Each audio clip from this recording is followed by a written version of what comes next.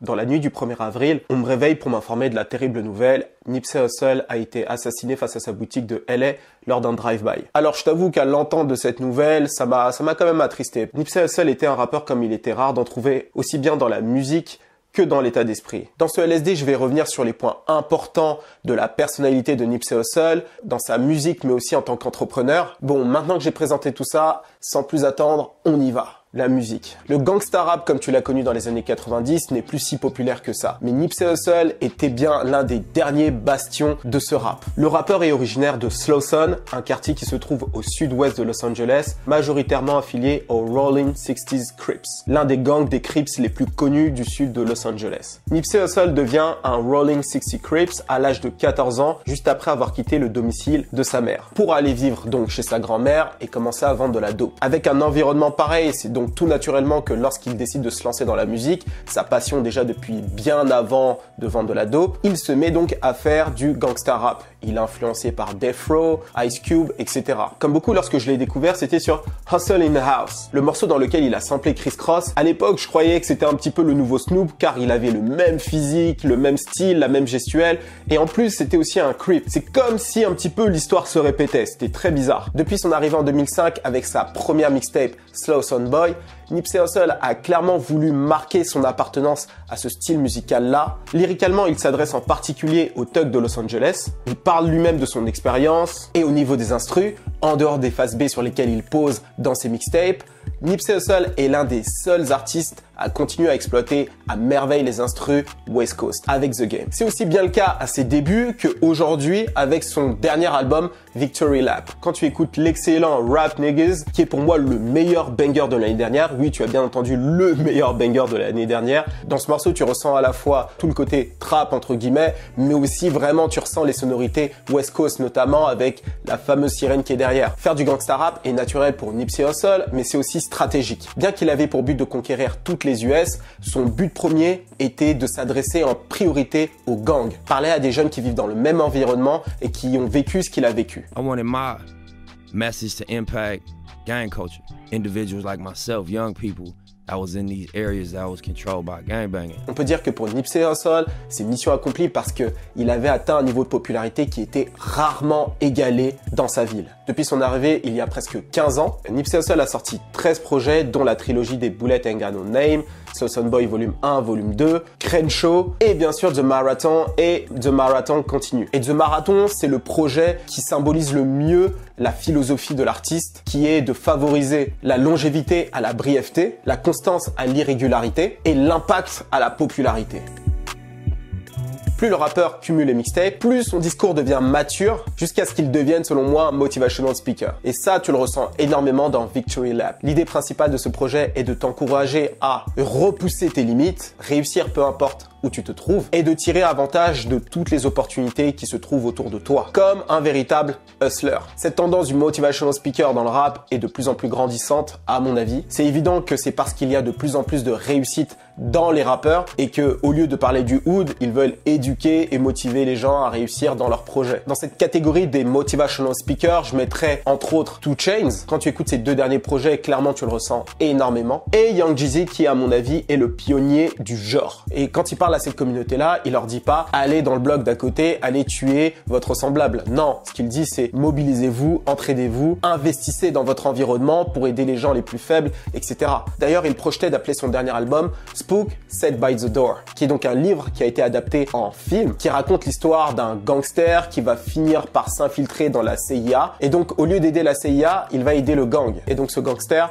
a voulu retourner l'agenda de la CIA contre elle. Et en fait, Nipsey Hussle s'est beaucoup inspiré de ce schéma-là, c'est-à-dire que lui, en tant que personne, il a cette image de gangster que l'industrie du hip-hop voulait. Aujourd'hui, c'est un petit peu changé, mais à l'époque, c'était vraiment ce que l'industrie voulait. Et au lieu d'envoyer le message qui serait agressif, violent, etc., tu te rends compte qu'en réalité, il est en train d'éduquer vachement sa communauté. Et il suffit juste d'écouter ses albums et regarder ses actions pour comprendre exactement ce qu'il faisait. Ensuite, une légende des mixtapes. Nipsey Hussle figure parmi les artistes qui ont marqué l'époque des mixtapes. Les rappeurs des mixtapes récupéraient les phases B de morceaux connus pour en donner leur propre interprétation, tout en étalant leur style et leur talent. Le but n'était pas forcément de tourner en radio, le but c'était déjà de conquérir la rue. Dans ces artistes, il y avait notamment Max B, Papoose, Wiz Khalifa, Currency et bien sûr Nipsey Hussle. Là, je te parle entre 2009 et 2010. D'ailleurs, sa mixtape The Marathon est sortie en 2010. Elle correspondait totalement à cette époque. Ce projet avait d'ailleurs été le tournant pour la carrière de Nipsey. Un petit peu comme Wiz Khalifa avec Kush and OG. Alors aujourd'hui, ça peut paraître un petit peu bizarre de faire la comparaison entre Nipsey Hussle et Wiz Khalifa, mais à cette époque-là, au niveau des mixtapes, c'était vraiment les artistes qui dominaient beaucoup. D'ailleurs, Nipsey Hussle avait posé sur 7 Days a Week, je crois, de Wiz Khalifa, donc, et il le disait d'ailleurs, j'ai posé sur l'instru de Wiz Khalifa, etc.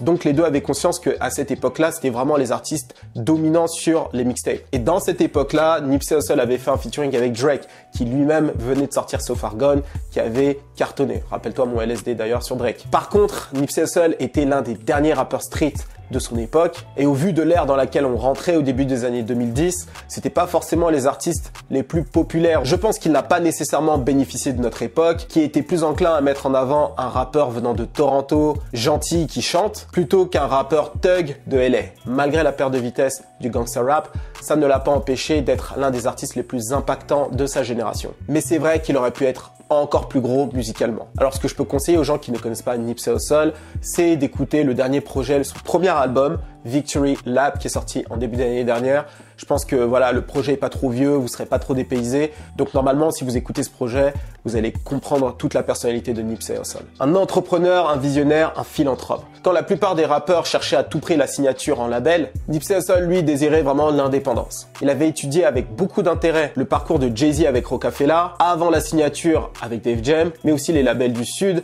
tels que Jay Prince avec Rap A Lot, Birdman et Slim avec Cash Money, ou encore Master P avec No Limit.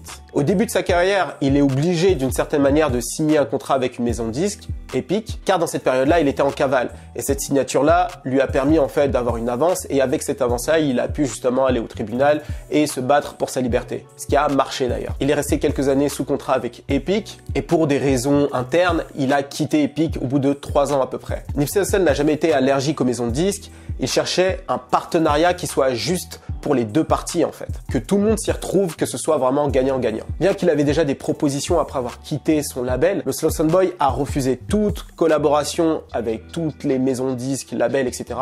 pour rester vraiment indépendant et travailler sur sa popularité dans la rue. Il a donc attendu patiemment d'avoir suffisamment de succès dans le monde des mixtapes pour ensuite se représenter face à une maison de disques et peser dans la négociation. Et là, ce qu'il nous apprend, c'est que ça ne sert à rien de presser la collaboration avec quelqu'un si tu n'es pas capable d'apporter le même niveau de valeur que la personne avec laquelle tu veux collaborer. Autrement, tu vas devoir te plier aux souhaits de la personne avec laquelle tu veux travailler, car elle apporte plus que toi. Et c'est exactement ce que Nipsey n'a jamais voulu avec les maisons de disques. Être le jeune artiste qui doit se donner corps et âme à son label, à qui il doit tout. Et c'est seulement en 2017, avec son label All Money In, qu'il signe un contrat avec Atlantic. Son but était vraiment de construire quelque chose sur du long terme. On est vraiment sur un marathon ici. Tout comme Jay ou Dre, il voulait construire ce qu'il appelle une île. It's like 3 or 4 islands in rap music.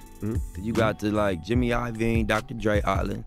Then you got like the Lior, Def Jam Island. Et pour le coup, Nipsey était bien parti pour ça. Créer une entité sur laquelle il peut sortir tous ses projets librement et aussi signer d'autres artistes. L'album a $100.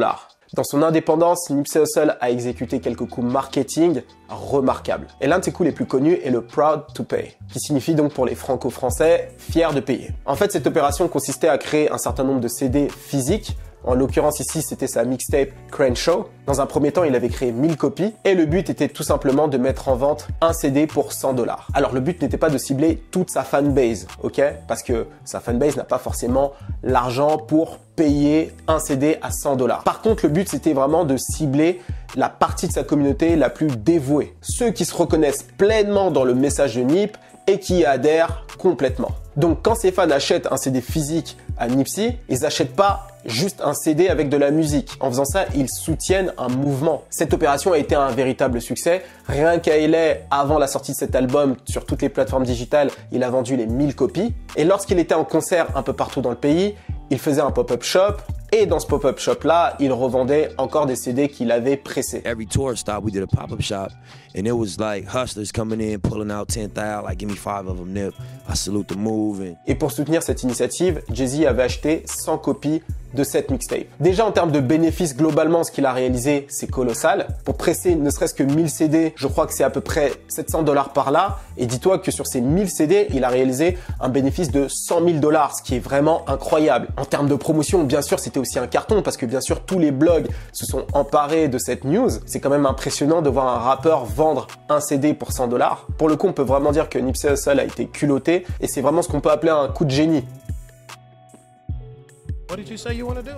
I said invest in some assets as opposed to trick off my money on some liabilities like diamonds. Trying to get land. Exactly, homie. A real asset, take care of my people. Quand la plupart des rappeurs voulaient dépenser l'argent de leur avance dans de belles voitures ou dans des chaînes en or, le Slauson Boy, lui, préférait miser sur des investissements solides qui lui rapporteraient sur le long terme. Depuis un très jeune âge, Nipsey Hussle a conscience qu'il fallait investir pour qu'il puisse être vraiment bien sur le long terme. Et ça démarre notamment lorsqu'il rentre dans son pays d'origine, Érythrée. Donc c'est un pays qui se situe à côté du Soudan et de l'Éthiopie. Et lorsqu'il revient, ça devient une nouvelle personne. Il s'intéresse à différents sujets, etc. Il a plus conscience de qui il est. Et ce côté sage dans l'investissement vient notamment de là. Il avait très tôt investi dans l'immobilier, notamment dans un centre commercial abandonné sur Slauson Avenue, qu'il a redonné vie en ouvrant plusieurs boutiques, dont sa boutique de vêtements The Marathon Clothing. Everything you need right here. Shit, clothes, sweaters, nigga, the people, music. This shopping center wasn't even really used. L'idée du marathon est centrale dans la philosophie de Nipsey et cette boutique est la quintessence même de cette mentalité car ça n'a pas été chose facile d'obtenir cette boutique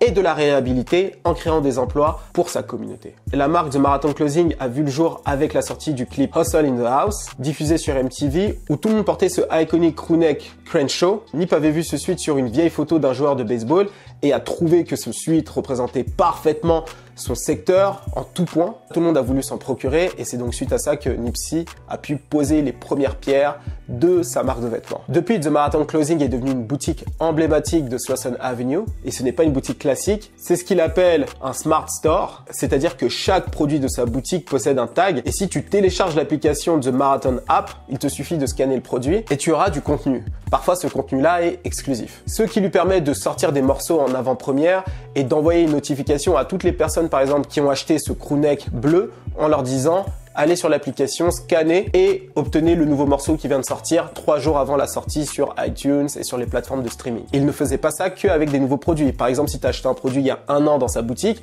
il peut t'envoyer à toi une notification en disant ouais, la collection de automne 2017, allez scanner votre produit et vous allez avoir le nouveau contenu. Et cette stratégie, ça permet d'allonger la durée de vie des produits que tu as achetés dans sa boutique. Et ce qui est bien avec Nip, c'est qu'il aurait pu acheter n'importe où ailleurs, mais il a choisi d'acheter en particulier à Slauson Avenue parce qu'il savait qu'en faisant ça, il allait pouvoir créer des jobs et donner des opportunités aux gens qui vivent dans ce quartier. Un petit peu dans le même modèle que Jay Prince à Houston. Il a également un marché de poissons, restaurant qu'il a ouvert juste à côté de sa boutique pour proposer des produits plus sains. Les personnes les plus enclins à l'obésité aux États-Unis sont les latinos et surtout la communauté afro-américaine. Et donc en vendant des produits sains, c'est une manière en fait de rééduquer les gens à manger mieux. Et dans un domaine complètement différent, Nip aidait aussi les jeunes entrepreneurs de son secteur en créant Vector 90, un espace de coworking de plus de 450 mètres carrés réservé aux jeunes entrepreneurs de South Central LA. Là-bas, tu peux travailler, networker dans le même modèle que WeWork par exemple. Le rappeur avait vu le problème de sous-représentation des minorités à la Silicon Valley. Donc pour lui, le meilleur moyen de pouvoir lutter, c'est de pouvoir créer des opportunités localement aux gens de pouvoir travailler, potentiellement même d'avoir des mentors pour réussir à construire des projets et potentiellement aller à la Silicon Valley. Ce qui fait de Nipsey Hussle un véritable visionnaire, c'est qu'il ne voulait pas seulement faire de l'argent, il voulait véritablement corriger des problèmes, apporter des solutions. En dehors de ça, le rappeur de Slauson avait de multiples autres business. Il avait beaucoup investi dans le Bitcoin, notamment dans une compagnie qui s'appelle Followcoin et bien sûr dans le sportwear, il avait un deal avec Puma. D'ailleurs, ça a tellement été un bon entrepreneur qu'au final, il a dû mettre sa carrière musicale un petit peu de côté parce qu'il disait souvent qu'il voulait pas être